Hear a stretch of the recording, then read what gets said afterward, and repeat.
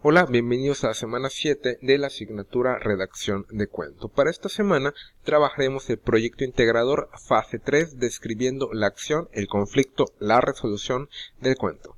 Para esta actividad, primeramente es importante que analicemos la información introductoria referente a la acción, tomando en cuenta lo que nos comenta el narrador, el escenario o el ambiente, la apariencia del personaje y el modo de hablar. Es muy importante que recordemos que para tener un cuento necesitamos contestar una serie de preguntas en el inicio, en el desarrollo y en el desenlace. De igual forma lo puedo hacer combinándolas y obteniendo diferentes historias, tal cual lo hemos analizado en los ejemplos que hemos trabajado en esta asignatura.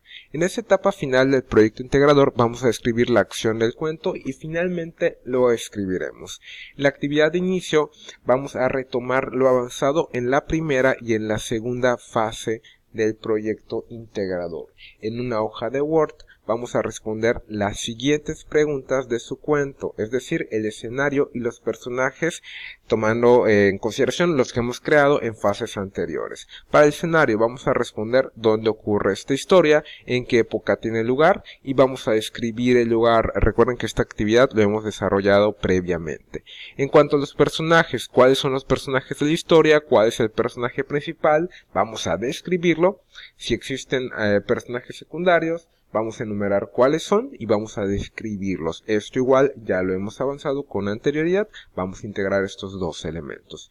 En cuanto al problema, si tiene algún problema en los personajes de la historia, recuerden que a partir de acá empezamos a diseñar la estructura del cuento. La acción, qué hechos o acciones importantes se cuentan para resolver el problema y cómo resuelven finalmente el problema los personajes de la historia. En este apartado quiero hacer un breve comentario. Recuerden que la extensión del cuento es variable. Sí, puede ser extenso, pero de igual forma podemos desarrollar elementos tales como la minificción o los microrelatos, que en párrafos muy breves, es decir, en 2 párrafos incluso, podemos generar una historia completa. Entonces, es muy importante que tomen en consideración esto. No por el hecho de que voy a trabajar con un cuento tengo que generar 10, 15 páginas. Puede ser algo muy sencillo, pero que incluya cada uno de estos elementos.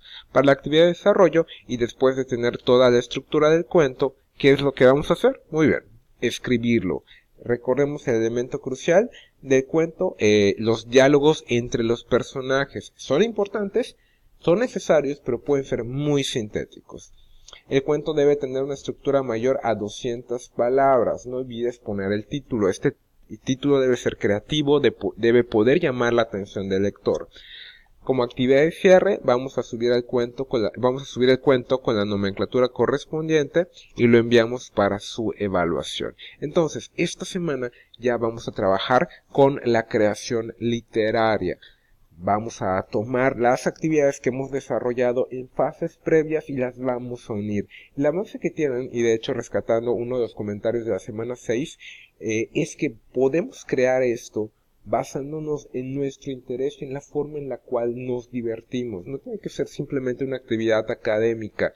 Traten de expresar sus ideas, traten de expresar sus comentarios o bien lo que quieran hacer saber a alguien más. De hecho, esta actividad les puede servir de insumo para participar en diversos concursos de cuento y de microrelato que hay en la red.